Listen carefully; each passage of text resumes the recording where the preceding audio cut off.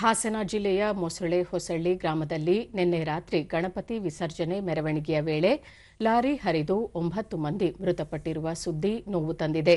ಮೃತರ ಆತ್ಮಕ್ಕೆ ಶಾಂತಿ ಮತ್ತು ಕುಟುಂಬದವರಿಗೆ ದುಃಖ ಭರಿಸುವ ಶಕ್ತಿ ದೊರೆಯಲಿ ಎಂದು ಮುಖ್ಯಮಂತ್ರಿ ಸಿದ್ದರಾಮಯ್ಯ ಮೈಸೂರಿನಲ್ಲಿಂದು ಹೇಳಿದ್ದಾರೆ. ಈ ಘಟನೆ ನೋವು ತಂದಿದೆ. ತಕ್ಷಣ ಸಚಿವ ಕೃಷ್ಣ ಬೈರೇಗೌಡ ಅವರನ್ನು ಸ್ಥಳಕ್ಕೆ ಕಳುಹಿಸಿ ಅಗತ್ಯ ಕ್ರಮ ಕೈಗೊಳ್ಳುವಂತೆ ಸೂಚಿಸಲಾಗಿದೆ. ಈಗಾಗಲೇ ಮೃತರ ಕುಟುಂಬಗಳಿಗೆ ಪರಿಹಾರ ಘೋಷಿಸಲಾಗಿದೆ ಎಂದು ಹೇಳಿದರು.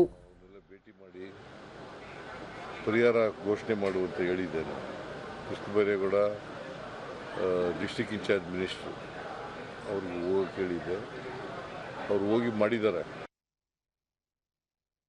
ಪ್ರಶ್ನೆಯೊಂದಕ್ಕೆ ಉತ್ತರಿಸಿ, ಧರ್ಮಸ್ಥಳ ಪ್ರಕರಣಕ್ಕೆ ಸಂಬಂಧಿಸಿದಂತೆ ವಿಶೇಷ ತನಿಖಾ ದಳ ಎಸ್ಐಟಿ ತನಿಖೆ ನಡೆಸುತ್ತಿದೆ. ಇದರಲ್ಲಿ ಸರ್ಕಾರ ಹಸ್ತಕ್ಷೇಪ ಮಾಡುವುದಿಲ್ಲ.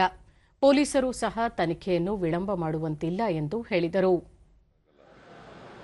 ಬಟ್ ಹಾಗಂತೇಳಿ ಅನಗತ್ಯವಾಗಿ ವಿಳಂಬ ಮಾಡಾಗಿಲ್ಲ. ವಿಳಂಬ ಆಗ್ತಾ, ನನಗೆ ಗೊತ್ತಿರೋ ಮಟ್ಟಿಗೆ ವಿಳಂಬ ಆಗ್ತಾ ಇಲ್ಲ.